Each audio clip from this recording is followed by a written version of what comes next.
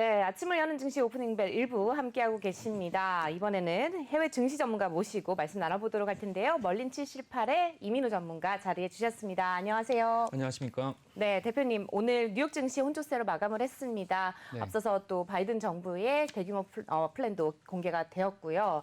우선 2조 달러 부양책 어떻게 보시나요? 네, 2조 2,500억 달러. 그러니까 이제 우리나라 이게 보면 이제 2,000조 원이 넘는 굉장히 큰 규모. 우리나라 1년 예산이 한 550조 정도 되니까 이거의 5배 정도 되니까 굉장히 큰 규모인데 이거를 이제 인프라 투자에 쓴다 해서 그 아주 뭐 많은 어떤 뭐 여러 가지 변화가 있을 것 같았는데 10년간 쓰는 거니까 뭐 직접적으로 큰 변화가 당장 나타날 것 같지는 않습니다. 그리고 또 이게 뭐 미국이라는 나라가 너무 크기 때문에 그동안 뭐 30년간 많이 망가진 인프라를 그 한 번에 개선하겠다, 뭐 10년간 개선하겠다 이렇게 해서 자금을 푼다고 해서 이게 경기 부양의 효과는 좀 있지만 인프라가 바로 개선될 것 같지는 않다, 뭐 이런 생각이 좀 들고요. 그리고 여기에 보니까 이제 그 식수 인프라 개선, 뭐 그 통신망 확대, 전력망 확대에 3천억 달러 정도가 투입되는 걸로 돼 있던데 네. 이렇게 큰 선진국, 그러니까 크고 그 이제 뭐 강력한 국가, 선진국이 식수에 대한 인프라 투자가 있다는 게 좀 놀라운 부분이죠. 그러니까 뭐 인도 같은 나라들이 식수난에 그 어떻게 보면 이제 고생을 하고 있다 이렇게 보는데 미국조차도 이런 거에 고생을 하고 있으니까 그동안 얼마나 많은 부분에서 좀 낙후가 돼 있었는지 새삼 좀 느낄 수 있다, 뭐 이런 느낌입니다. 그러니까 결국 미국이라는 나라가 그런 인프라 투자를 아주 오래전에 했기 때문에 그동안 많이 낙후된 거 아닙니까? 사실 그렇죠. 미국 뭐 여행을 가거나 이러다 보면은 미국의 인프라가 참 열악하구나 하는 거를 느낄 수가 있는데 이번에 완전히 대대적으로 고치겠다라는 그런 거 아닙니까? 그렇죠. 그렇다면은 공화당 쪽에서도 이거는 그렇게 반대할 일은 아닌 것 같은데 분위기는 어떤가요? 예, 공화당에서 이거를 원래는 이런 거에 대해서 이제 찬성적인 입장이었는데 여기 뒤따라오는 게 그 증세이기 때문에 이거에 대해서 이렇게 긍정적이고 적극적인 것 같지는 않습니다. 이런 인프라 투자만 한다고 했으면 좀 긍정적으로 받아들였을 텐데 앞서 말씀하신 것처럼 증세 얘기가 좀 나오다 보니까 이 감세 정책은 공화당의 정책이고 증세 정책은 민주당의 정책으로 완전히 이분화된 상황에서 당연히 인프라 투자를 하는데 자금 조달을 재정 정책이니까 세금을 통해서 걷겠다. 근데 돈을 쓰는 건 10년간 이제 나눠서 쓰는데 세금은 당장 걷겠다는 그런 어떤 정책이니까 공화당에서는 이걸 이렇게 바로 반겨서 받아들이지는 않는 것 같습니다. 그래서 이 세율 가지고 좀 조정을 할 가능성이 있다라고 하는 얘기가 그래서 나오는 거군요. 예, 그렇습니다. 네. 그러면 뭐 법인세율 28%도 말하자면 공화당하고 조율하는 과정에서 좀 낮아질 수도 있고 뭐 그렇죠. 이렇게 봐야 되겠네요. 예, 이게 그 공화당에서 앞에 말씀하신 것처럼 35에서 21%로 낮아졌는데 이거를 뭐 완전히 복귀나 하지 않더라도 뭐 28%로 인상한다 그러면 30% 가까이 올라오는 거니까 공화당 쪽에서는 그걸 받아들일 수 없다, 뭐 이렇게 좀 볼 수가 있을 것으로 좀 생각이 됩니다. 네. 근데 지금 보면은 또 자국 내 법인세만 28%로 상향을 하는 거고 또 이제 국제 법인세는 21%로 평준화를 한다라고 나와 있는데요. 네네. 이렇게 되면은 이제 그 퍼센티지라고 할까요? 이제 자국 내 쪽과 또 이제 국제 쪽으로 법인세가 나뉘는 이 기준이 어느 정도 걷어들여지는 부분이 바뀌게 될까요? 네, 이게 아마 제가 생각하기에는 기본적으로 타겟은 빅테크 기업, 그러니까 현금 유보를 외부에 많이 하고 있는 큰 기업들을 대상으로 하고 있는 것 같아요. 지금 뭐 예를 들어서 구글이 한 200조 원이 넘는 현금을 가지고 있는, 구글과 애플이 각각 200조 원이 넘는 현금을 가지고 있는데 이 현금들이 미국만 있는 게 아니고 이제 외부에도 있고 또 특히 뭐 아일랜드 유명하게 이제 여러 번 보도가 됐었는데 아일랜드를 통해서 조세 피처로 나가는 자금들이 있는데 아일랜드나 싱가포르 같은 뭐 조세 피처, 조세 피난처라고 얘기하는 곳의 그 법인세율은 최고가 뭐 17% 이하고 뭐 아일랜드 같은 경우는 12%대 뭐 최고 14% 미만이니까 이런 걸 경유해서 그쪽으로 이제 돈이 이제 말하자면 그쪽에 소득 신고를 하고 그쪽에 이제 이견 자금이 쌓이게 되는데 만약에 이쪽에도 같은 세율을 적용하게 된다 그러면 자금이 더 이쪽으로 더 많이 유출되게 되니까 그것들에 대한 어떤 통제를 한 번에 할 수가 없어서 그러니까 국제적으로 의견을 모아가지고 각국의 법인 세율의 최저한을 정하자. 예, 그렇죠. 뭐 그런 얘기죠. 그러니까. 예, 그렇죠. 그렇게 된다 그러면 뭐 조세 피난처라고 하는 뭐 대표적인 국가 뭐 싱가포르나 아일랜드 같은 곳의 법인세조차도 영향을 받을 수밖에 없으니까 외국에서 사업을 하거나 외국에서 소득과 잉여금을 가진 것이 미국으로 돌아올 수 있는 그런 여건이 된다 이렇게 볼 수가 있겠죠. 네. 지금 보면은 또 벌써부터 이제 수혜주들이 들썩이기 시작을 했습니다. 네네. 네, 지금 또 대표적으로 이제 전기차 시스템이라든지 이제 시스템 관련주라든지 태양광, 수소전지, 뭐 차세대 에너지 산업 주가 뭐 전망이 좋다라고 이렇게 나와 있는데요. 네네. 이쪽 관련해서 어떻게 전망을 하시는지 함께 좀 얘기해 주신다면요. 네, 2차 전지 일단 기본적으로 2차 전지 부분은 계속 지속적으로 확대가 될 것 같습니다. 그 이제 정부 정책이 아니더라도 민간 소비 부분에서 민간 그 자동차 완성업체 부분에서도 계속 그 2차 전지 수요를 계속 늘리고 있고요. 2차 전지 수요는 전기차가 뭐 전 세계적으로 그 트렌드가 되고 있으니까 완성차 업체에서는 놓칠 수가 없는 부분이니까 당연히 2차 전지 부분에 대한 어떤 그 시장 사이즈는 커질 것 같은데 바이든 행정부가 얘기한 어떤 친환경적인 측면 그리고 뭐 그 이제 신재생 에너지를 저장하는 측면에 있어서 2차 전지 시장 규모는 더 가속화될 것으로 좀 보이지고요. 또 하나는 뭐 그 이제 뭐 태양광과 풍력으로 대변되는 그 신재생 에너지의 생산 부분에 있어서도 그 부분 비중을 늘리겠다고 하니까 그 부분에 대한 투자도 굉장히 확대가 될 것 같습니다. 근데 우리나라가 이 부분도 역시 뭐 그 한화가 투자하고 있는 미국 법인도 그렇고 국내에서 생산하고 있는 그 폴리실리콘, 그러니까 이제 태양광 패널의 네. 원료가 되는 부분도 어떤 수혜가 좀 될 것 같고 예전에 그 뭐 전 세계 이제 1위 기업인 윤기실리콘 같은 경우는 원래 이제 우리나라가 뭐 폴리실리콘 그 이제 태양광 패널의 원료가 되는 부분에서는 그 이제 세계적 점유율을 가지고 있었는데 중국의 어떤 보조금으로 인해서 굉장히 어려움을 겪고 있는 상황이지 않습니까? 근데 이제 미국에서 만약에 태양광 산업을 뭐 신재생 에너지 사업을 발전시킨다고 했을 때 중국 것을 갖다가 이제 막 쓰거나 그럴 가능성은 그렇게 있어 보이지는 않습니다. 그렇게 된다면 이제 우리나라가 더 수혜를 볼 것으로 좀 예상이 되고요. 또 인프라 관련돼서 이제 투자를 한다면 전력망에 대한 그 투자가 좀 있을 것 같은데. 그렇죠. 송전선에 뭐 천억 달러 투자하겠다고 얘기를 했으니까. 예, 그렇죠. 근데 전력망 공급을 해서 말씀하신 대로 그 송전망 개선을 해야 되는데 그게 굉장히 낙후되고 이번 텍사스 그 한파 때 전력이 그 어떻게 보면 정전이 됐죠. 예, 정전 사태가 바로 회복되는데도 시간이 상당 부분 걸리지 않았습니까? 그 이제 그런 부분을 보면 이 국내 기업이 그 이제 대표적 국내 기업은 LS를 비롯한 이제 어떻게 보면 이제 기본 그 산업 소재에 관련된 기업들의 어떤 그 영향 그리고 그거 관련된 뭐 그 원자재 부분의 어떤 그 협력사들도 같이 실적 개선이 좀 예상이 되는 바입니다. 그리고 초고속 인터넷망 그러니까 5G까지 포함을 하는 얘기겠죠? 예, 그렇습니다. 그것도 우리나라 기업들이 수혜를 볼 수 있는 대목 아닙니까? 예, 그렇습니다. 원래 그 5G 같은 경우는 그 지금 뭐 어떻게 보면 5G의 기술 표준은 거의 중국이 가져왔다고 볼 수가 있는데 5G의 어떤 특허의 절반 가까이를 이제 뭐 그 화웨이와 예, 중국이 이제 보유하고 있는데 뭐 미국은 지금 뭐 그 이런 그 미국과 동맹된 그 연합적인 어떤 같은 진영에서 네. 그 6G라는 새로운 세대의 어떤 기술 표준을 가지고 네. 그 개발을 하려고 하고 있는 측면에서 뭐 초고속 통신망을 통해서 뭐 자율주행도 그렇고 뭐 교육 인프라 그렇고 뭐 어떤 정보통신 분야에서의 어떤 혁신을 이끌어내기 위해서는 그 새로운 이제 말하자면 인터넷과 통신 부분에 투자가 필요한데 그렇다 그러면 뭐 당연히 그 트럼프 행정부가 배제했던 화웨이 장비 대신에 노키아나 뭐 삼성의 그렇겠죠. 5G 장비를 네. 당연히 써야 될 거고 그 전 행정부부터 사용했던 5G 장비 그리고 인터넷 관련된 장비들의 수요는 더 이제 가속화될 것으로 좀 볼 수가 있는 거죠. 근데 그 건설 부분 그러니까 도로, 교량, 철도 뭐 여기도 굉장히 많은 투자를 하는 걸로 얘기가 되고 있는데 네네. 여기에는 우리 기업들이 수혜를 볼 만한 종목은 없습니까? 네, 그 기본적으로는 뭐 이제 건설 같은 경우는 현지 조달이 대부분이기 때문에 그렇죠? 예, 뭐 그 건설의 핵심 부분은 뭐, 건설 자체는 이제 시멘트와 철근 뭐 이런 것들로 구분을 철근 같은 건 좀 그렇죠. 혜택이 있겠죠? 예, 약간 그 뭐 어떻게 보면 철강 가격 상승에 있어서 우리나라 같은 경우는 이제 포스코나 현대제철이 뭐 네. 주요한 그 메이저니까 그런 가격 상승에 대한 뭐 이익도 좀 볼 수가 있을 것 같고요. 그리고 또 하나 뭐 두산 같은 경우는 현지에서 하고 있는 그 유틸리티 산업, 유틸리티 관련된 부분에서의 어떤 그 상승 효과 그런 것도 좀 기대할 수가 있지 않을까 그런 그 생각을 좀 해봅니다. 두산이 아니니까 밥캣. 예, 맞습니다. 근데 밥캣은 이게 소형 건설 기계죠? 예, 그렇죠. 소형 건설 기계죠. 그러니까 뭐 대형 건설 기계는 아니고 소형 건설 기계지만 그 토목의 맨 마감 단계에서는 대형 장비가 아니고 소형 장비가 쓰이게 되니까 네. 어떻게 보면 그런 부분도 혜택이 있을 수 있다 예상할 수 있습니다. 네.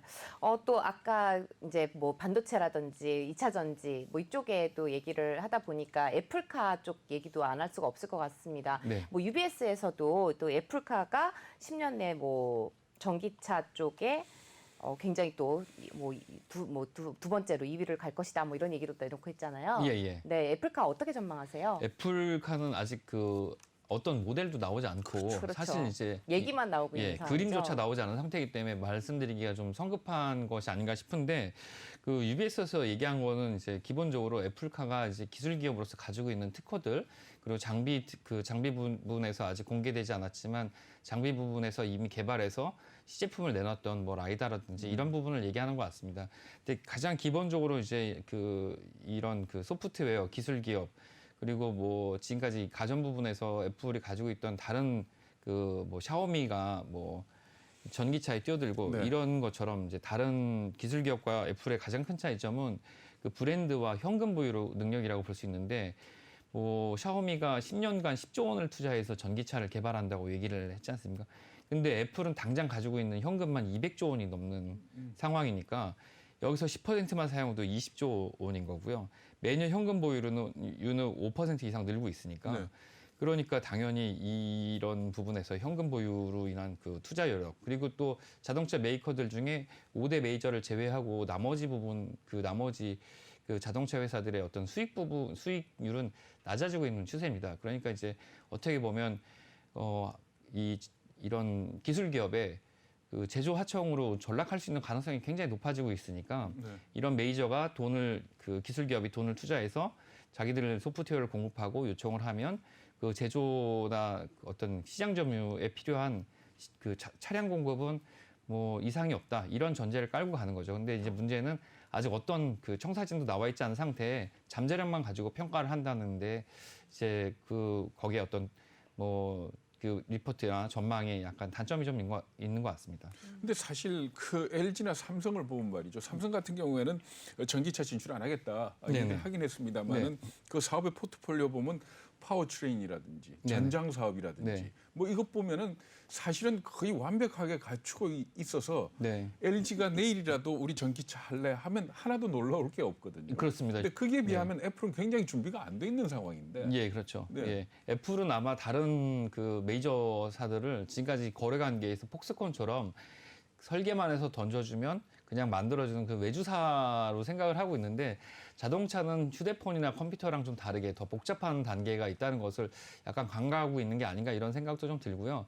아직 자동차 생산에 뛰어들지 않았기 때문에 뭐 이런 전망들이 계속 나오고 있는 것이 아닌가 이런 생각을 해봅니다. 네. 네. 뭐 원래 소문에서 사고 뉴스에 네. 팔라고 그러잖아요. 네, 혹시 예. 또 애플에 관련해서 또 만약에 뉴스가 나왔을 때 주가가 더 좋아질 거라고 예상을 하세요? 안 좋아질 거라고 예상하세요? 예, 애플은 작년에 많이 주가 상승했을 때 실제 주가가 실적을 따라가지 그러니까 실적을 오버퍼폼한 그런 경향이 있습니다. 그래갖고 최근 주가가 좀 하락을 했는데 네. 작년 하반기부터 올해 초 그리고 실적 발표 내용을 보면 작년에 상승한 주가를 충분히 반영하고 있는 실적을 보여주고 있고요. 또 중국 내에서의 판매도 영향을 받지 않고 있습니다. 미국과 중국 관계가 이렇게 좋아지지 않고 있는데도 불구하고 그래서 애플 자체의 주가는 이 자동차 사업을 발표한 것과 무관하게 계속 어떤 상승 여력을 가지고 있다고 보여지고요. 만약에 애플이 가지고 있는 브랜드 이름 때문에 사진을 한 번씩 푼다 그러면 주가에 영향을 호재로 작용할 수 있을 거라고 생각합니다. 네. 그거 하나 여쭤볼게요. 세계은행 총재도 그 얘기를 했지만은 네. 지금 이렇게 2조 2천억 뭐 당장 쓰는 돈은 아니지만 네네. 이렇게 하면은 정말 경기에다가 이게 펌프질하는 거 아닙니까? 예, 그렇습니다. 정말 예. 그런데 이 상황이 되면 10년물 국채 금리가 올라간다는 건 피할 수 없는 상황이고 예, 그렇죠. 일부에서는 뭐 2분기에 3% 갈 수도 있다라는 얘기를 하는데 네. 정말 그렇게 됐을 경우에 미국이야 충분히 버티고 뭐 하겠지만 네. 신흥국들 어떻게 될까요? 벌써 터키나 물론 뭐 네. 정치적인 이유도 있지만 터키나 브라질, 러시아 같은 경우는 기준금리를 인상을 했지 않습니까? 네네.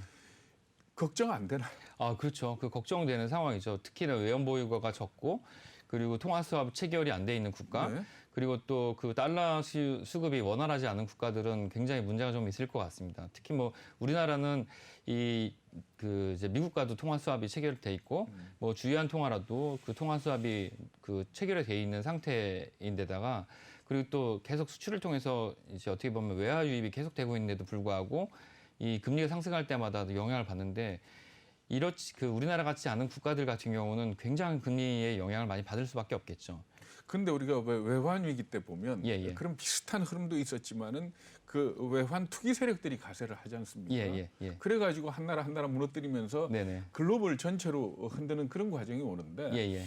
이렇게 지금 누가 봐도 신흥국이 환율에서 위기가 올 것이다라고 네네. 판단을 한다면 네. 외환 투기 세력이 또 움직이지 않을까요? 네, 지금 그 외환 투기 세력은 이제 약한 고리를 건드리게 되는데 네. 일단 기본적으로 그 외환에 대한 그 차입 금액이 많은 국가들을 이제 살펴봐야 될 것 같은데요. 현재 지금 만약에 그런 식으로 어떤 한 국가를 건드리거나 그렇게 된다 그러면 이게 연쇄적인 효과가 좀 올 수 그렇죠. 있습니다. 네. 그렇게 된다 그러면 그 연쇄 전염은 그 기본적으로 뭐 그 대출을 한 뭐 투자은행을 건드리게 되고 그게 이제 서프라임 무기지 사태처럼 네. 그 본국에까지 영향을 미치게 되니까 현재는 그런 상태는 좀 아니라고 보여지는데 말씀하신 그런 이제 소위 말하는 양털깎기 국면은 네. 뭐 언제든 올 수가 있는데 올해는 아니지 않을까 이런 생각입니다. 지금 이제 전 세계적인 그 팬데믹 상황이기 때문에 이 상황에서 경기 회복에 집중하고 있는 상황이고 여기서는 오히려 레버리지가 늘어나고 있는 상황이기 때문에 말씀하신 그 양털깎기 국면은 부채가 최고점에 이르렀을 때 아마 그런 게 일어나게 되니까 예, 그때까지는 아마 그런 일은 벌어지지 않을 것이다. 네, 뭐 이런 마지막으로 또 네. 이제 백신 관련해서 하나만 여쭤볼게요. 아까 예, 예. 김기성 앵커님도 좀 언급을 해주셨습니다. 이제 네. 인도 관련해서도 백신 이슈가 계속 나오고 있는데요. 네네. 미국은 둘째치고 일단 네. 유럽 같은 경우도 봉쇄 조치가 잇따라서 나오고 있어요. 뭐 네. 프랑스 같은 경우는 3주간 학교를 이제 못 가게 하는 상황까지 이제 벌어지고 있는데 네. 백신과 관련해서 이제 투자 좀 유의해야 된다 이런 이슈가 계속 나오고 있거든요. 네, 네. 어떻게 네. 좀 바라보시는지. 백신과 관련된 투자 이슈는 백신 자체에 대한 투자 그리고 또 치료제 자체에 대한 투자에 대한 이슈는 아닌 것 같습니다. 또 백신에 대한 그 투자 문제는 이미 다 나온 이야기고 또 네. 그 치료제에 대한 이슈도 다 나온 이야기 같습니다. 실적도 예상이 됐고. 근데 문제는 백신 보급에 따라서 그 국지적으로 국가별로 지역별로 경제적 어떤 회복 속도가 너무 큰 차이가 나는데 전망들은 백신이 나왔을 때 그리고 백신이 처음 보급 시작했을 때마다 굉장히 좋은 전망들을 내보냈었는데 네. 그것에 의한 산업 섹터별 뭐 전망들이 사실 굉장히 이제 왜곡되는 현상을 좀 보이고 있습니다. 그 어떤 문화적 특성이나 의료 시스템의 영향으로. 그러니까 어저께 보도해 주신 것처럼 뭐 백신에 대한 그 백신 여권 같은 거 뭐 그런 것들이 발행하겠다고 하는데 그게 과연 그 실행이 될까? 그러면 이제 그 지역 내 이제 그런 백신 여권을 통해서 이런 인적 그 어떤 활동이나 교류가 좀 많아지게 됐을 때 어떤 경제적 효과들에 대한 그걸 반영한 투자 같은 것들이 좀 빨리 이루어지게 됐을 때는 오히려 손실을 볼 가능성이 있으니까 백신 보급이 지역별로 차이가 있고 이게 어떤 지역은 선진국이라고 하더라도 상당히 느려지고 있다는 걸 계속 감안하셔야 손실을 보지 않을 수 있을 것 같은 생각이 좀 듭니다. 근데 그 코로나 사태에 대해서는 아직도 계속 관심을 가져야 되는 이유를 네네. 전문가들 중에 일부가 지적을 하는 논리를 들어볼 것 같으면 뭐라고 얘기를 하는가 하면 변이 바이러스가 문제고 예. 그리고 또 이 백신의 효력 기간이 문제이기 때문에 네. 만약에 말하자면은 변이 바이러스가 등장을 해서 이 현재 개발된 백신이 약효가 없다면 네. 또 다른 백신을 개발을 해야 되는데 네. 그랬을 때 메신저 리보핵산 기술을 가지고 있는 쪽을 네. 주목을 해라. 예, 왜 예. 그런가 하면 빠른 시간 안에 그렇죠. 백신을 네. 개발할 수 있으니까. 네. 이 얘기는 제가 듣기에는 논리적으로는 일리가 있어 보이더라고요. 네. 그렇습니다. 그러니까 지금 우리가 이 백신으로 코로나 팬데믹을 한꺼번에 끝낸다. 네네. 이거는 아닌 것 같거든요. 예. 그렇다면은 백신 제조업체에 대해서도 좀 이렇게 주시를 하고 예. 이 흘러가는 걸 좀 봐야 되지 않을까 네네. 그런 생각도 듭니다. 예. 그렇습니다. 네. 마지막으로 끝으로 좀 정리하기 앞서서 네. 유가만 좀 여쭤보도록 하겠습니다. 오펙 네. 플러스 회동 이제 앞두고 있는데요. 어떻게 지금 60달러 선이 무너졌잖아요. 예. 계속 추가적으로 하락할 여력은 있는지 그것만 좀 듣고 마무리해 볼까요? 네. 2주 전만 하더라도 70불 넘어서 80불까지 도달할 수 있는지에 대한 그 이야기를 했던 게 기억이 납니다. 네. 근데 지금 이게 그 50불대가 그 유지가 될 수 있을까 이런 염려를 하는 것을 보면 시장은 언제나 예상을 뛰어넘는 그런 모습을 보여준다고 생각하는데요. 지금 이런 영향은 이제 경기 회복이 지역별로 큰 차이가 난다는 거, 그것 때문에 진짜 가장 큰 영향을 좀 보이는 것 같고요. 요것은 다시 또 그러니까 어떻게 보면 이제 이 코로나가 좀 진정되는 국면이다 이렇게 그런 뉴스가 보도가 또 나오면 바로 또 반등의 측면이 좀 있을 것으로 생각이 되니까 이 하락세는 가속화되지는 않을 것으로 생각이 됩니다. 이번 오펙 플러스 회의에 이란이 참가를 하죠. 네네. 네. 네. 네. 계속해서 또 나오는 대로 소식 전해드리도록 하고요. 이민우 전문가는 여기서 인사드리도록 하겠습니다. 말씀 고맙습니다. 감사합니다.